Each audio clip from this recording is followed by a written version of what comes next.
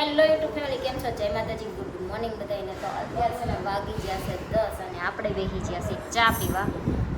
આજ છે ને સવારમાં ચા પીધી હતી, પણ છે દૂધ હાવ થોડુંક જ હતું. સાંજે દૂધ આવ્યું 1 લીટર, એમાં 2-3 વાર ચા થઈ ગઈ. અને પછી યતરાજને ચા દૂધ દેવાનું હોય તો અડધો કપ પોણો કપ તો એને દૂધ ન કરી દેવી. એટલે પછી છે ને સવારમાં દૂધ હાવ થોડુંક જ હતું. મારી 1 રકાબી જેવી ચા થઈ હતી.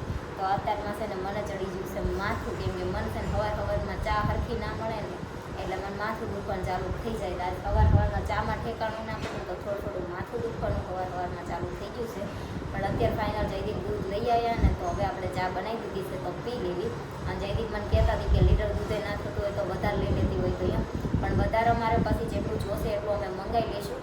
અમારે આમે 2 લીટર દૂધ જ જોઈએ, લીટરે થતું જ નથી.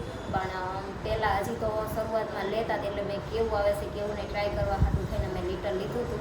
પણ હવે ફાવે છે થોડું તો, કેમ કે અત્યારનું જેમ થેલીનું ખાધું હોય ને એટલે એ દૂધ થોડુંક સેટ થતાં વાર લાગે. એટલે મેં કીધું તો 1 મહિનો જોવી સરખું ફાવે છે કે નથી ફાવતું, એટલે હું લીટર જ મંગાવતી હતી. પણ હવે પછી આવતા મહિનેથી આપણે વધારે મંગાવશું એટલે દૂધની તાણ ના પડે, કેમ કે અમારે ચા બધાને વધારે જોઈએ ને એટલે દૂધની તાણ પડી જાય એવું થાય. અને આ રકાબીમાં હું ચા પીતી હતી ને તો એક કોમેન્ટ હતી કે ફૂટલી રકાબી ઘરમાં ના રખાય. તો તમારી વાત સાચી હશે કદાચ, મને ખબર નથી રખાય કે ના રખાય. પણ એમાં એવું છે કે હું જે નવી રકાબી લાવીશું ને એ બધું પેક કરીને મૂક્યું હોય રૂમ ફેરવી એટલે, તો એ બધું છે ને અત્યારે કંઈ જડે એમ છે નહીં. અને અત્યારે આ જે રકાબી છે ને એમાં દોડવું પડે એવું છે, એટલે એમાં પી લેવી છે આપણે.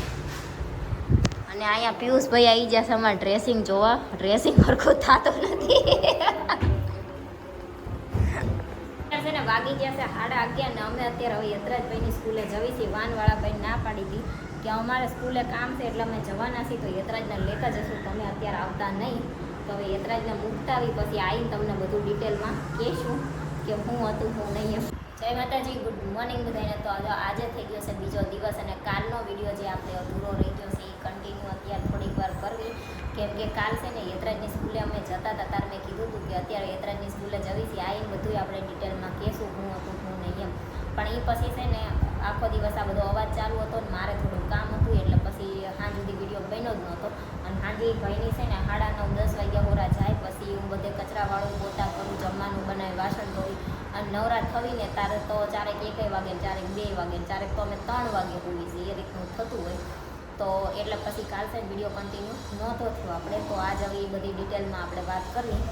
તો પરમ દિવસે છે ને યતરાજ સ્કૂલેથી આવ્યો ને તો એને મને એમ કીધું, એ કે મમ્મી તું કે ચોપડા કે ટાઈમ ટેબલ પ્રમાણે મૂકતી નથી, તો એ કે આજ તો ટીચર કે મને ક્લાસમાં ઊભો રાખ્યો હતો કે ચોપડી ચમ નથી લાવ્યો એમ. તો એ કે તું હરખા ચોપડા ભરજે, નહીં તો હું પપ્પાને કહી દઈશ કે મમ્મી હરખા ચોપડા નથી ભરી દેતી એમ. તો મેં છે ને ટાઈમ ટેબલ પ્રમાણે હું ચોપડા ભરું તો હું 3 વાર ચેક કરું કે હરખા ચોપડા ભરાણા છે કે નથી ભરાણા છે કે નથી ભરાણા. તો 3 થી 4 વાર હું એકની એક વસ્તુ ચેક કરી અને બધા ચોપડા ટાઈમ ટેબલ પ્રમાણે ભરતી હોય. પછી પાછું આની પહેલાં એકવાર યતરાજે મને કીધું હતું મમ્મી તેમાં ગુજરાતીની ચોપડી નહોતી આપી. મેં કીધું બટા ગુજરાતીનો વિષય હતો જ નહીં તો હું તને ચોપડી ક્યાંથી આપું? તો એ કે હતો ગુજરાતીનો વિષય. તો આ 2 વાર આવું થયું ને એટલે મને એમ થયું કે આમાં મારી તો કંઈ ભૂલ નથી થતી, હું તો ટાઈમ ટેબલ પ્રમાણે ચોપડા ભરું છું. પણ જે કદાચ આગલા દિવસે હોમવર્ક આપ્યું હોય એ ચેક કરવા બીજા દિવસે તો નહીં મંગાવતા હોય ને. તો સોરેરાજને યતરાજ 2 એક સ્કૂલમાં છે એટલે સોરેરાજ ગયા વર્ષનો એ સ્કૂલમાં જાય છે. તો મેં છાયાબેનને ફોન કરીને પૂછ્યું ને કે મેં કીધું આગલા દિવસે જે હોમવર્ક આપ્યું હોય એ બીજા દિવસે ચેક કરે છે કે જ્યારે એનો વિષય હોય ત્યારે ચેક કરે છે? તો એમને કીધું કે નહીં, જ્યારે વિષય હોય ત્યારે ચેક કરે છે, અમથા નથી મંગાવતા એમ. તો પછી મને એમ થયું, મેં કીધું હું ટાઈમ ટેબલ પ્રમાણે ચોપડા ભરું છું, આગલા દિવસે જે હોમવર્ક આપ્યું હોય બીજા દિવસે મંગાવતા નથી, તો આમાં મારી ભૂલ થાય છે ચા? તો યતરાજ જ્યારે હોય ત્યારે એમ કહે છે કે મમ્મી તે મને આ ચોપડી નહોતી આપી ને આ ચોપડી નહોતી આપી એમ.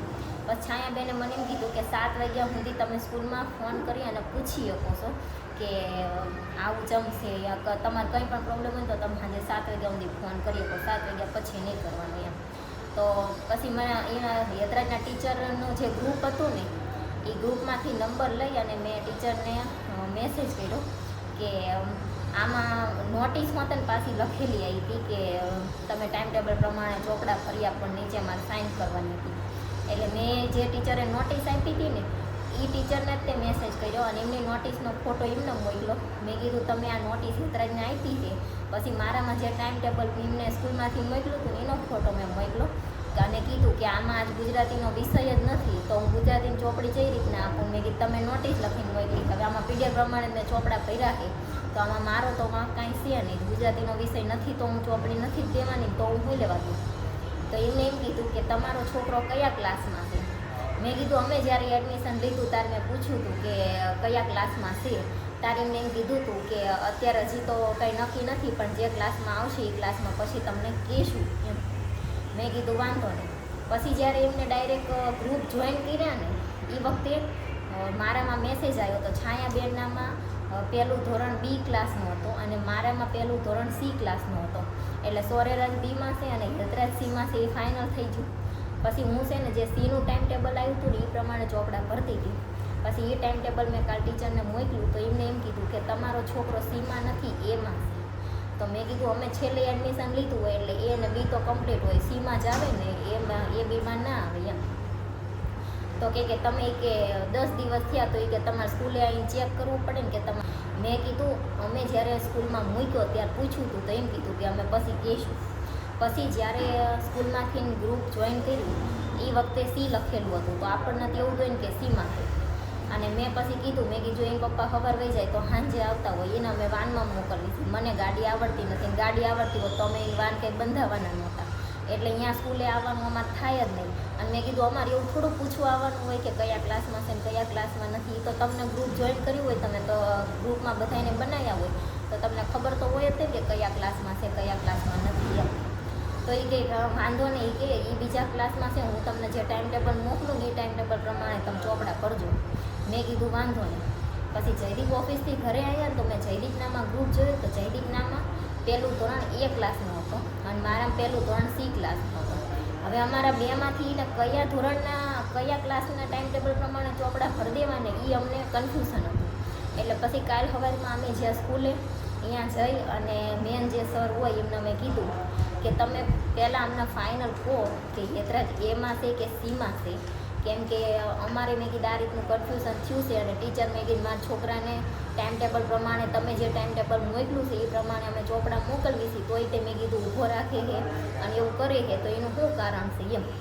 પછી સાહેબે હાજરી પત્રક હોય એ મંગાવ્યું એમાં જોયું તો હેતરાજ એ ક્લાસમાં હતો. પછી મારામાં જે સીનું ગ્રુપ હતું ને એ એમને કાઢી નાખ્યું અને મને એ ગ્રુપમાં જોઈન કરી દીધી.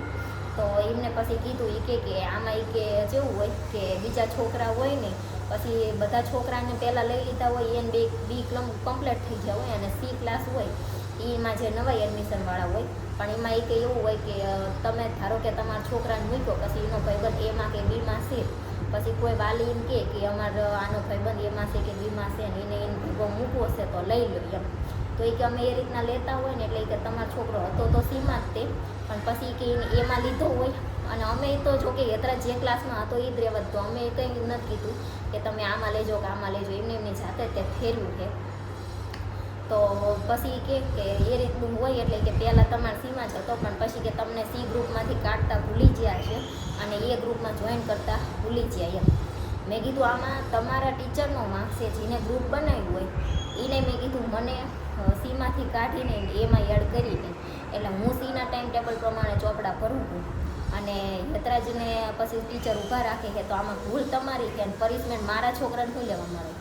તો એ કે વાંધો નહીં અમારી ભૂલ છે કે હવે અમે ટીચરને કહીશું કે અમે તો ટીચરને કેવી છે કોઈ છોકરાને એ રીતના ઊભા નહીં રાખવાના એમ. મેં કીધું એ અમારે તોફાન કરે ને ઊભો રાખો એમાં અમને કંઈ વાંધો નથી પણ આ તો ભૂલ તમારી હોય અને અમારા છોકરાને મેં કીધું ક્લાસ વચ્ચે ઊભો રાખો તમે તો એ સારું ના લાગે, તમે તારે એનો વાંક હોય ને તો એ ઊભો રાખજો તો અમે કાંઈ નહીં કહીએ એમ. એ રીતના પછી હું જયદીપ બે જ્યાં હતા બધી વાત કરી અને પછી આવ્યા. તો અમુક વાર છે ને સ્કૂલમાં આ રીતનું થતું હોય કે આ ક્લાસમાં હોય ને આને આવું લગભગ તો ના થતો હોય. હેતરાજમાં પહેલાં સિનિયર જુનિયર એને માતૃભૂમિમાં કર્યું હતું ને તો અહીંયા તમારે આવો પ્રોબ્લેમ નહોતો આવતો. આજ પહેલી વાર આ રીતનું થયું છે અહીંયા. પણ એમને કીધું એ રીતના કે પહેલાં સીમાં હોય ને પછી એમાં એમને મોકલા હોય અને નામ ઓલામાંથી કાઢતા ને આમાં એડ કરતાં ભૂલી ગયા હોય એટલે આવો પ્રોબ્લેમ થયો હતો. એટલે અમે ગયા હતા હેતરાજભાઈની સ્કૂલે તો એ પ્રોબ્લેમ હવે ફાઇનલ સોલ્વ થઈ ગયો છે કેમ કે આપણામાં તો જે ગ્રુપ હોય જે ટાઈમ ટેબલ મોકલ્યું હોય એ પ્રમાણે તે ભરતા હોય, આપણને ના ખબર હોય એમને ક્લાસ ફેરવી નાખ્યો છે એમ. અને પહેલાં જે દિવસે અમે મૂકવા ગયા ત્યારે એમને સીનું કીધું હતું ને અમે સીમાં જ બેહાડીને આવ્યા હતા એટલે આપણને એવો કંઈ આઈડિયા ના હોય, પણ આ તો એકવાર સ્કૂલે જાવી તો ખબર પડે. એટલે જ અત્યાર સુધી અમારી યત્રાજની જે હાવ નજીક સ્કૂલ પડતી હોય ને ત્યાં તમે બેહારતા હતા કે હાલતા મારે ગમે ત્યારે જવું હોય તો હું જઈ શકું, પણ અત્યારે અહીંયા અમને બીજી કોઈ સ્કૂલનો આઈડિયા નહોતો ને એટલે પછી મને ત્યાં મૂકવો પડ્યો. તો હાલો હવે છે ને આ વિડીયોનો એન્ડ કરી દેવી, બીજો વિડીયો હવે શરૂ કરશું. એટલે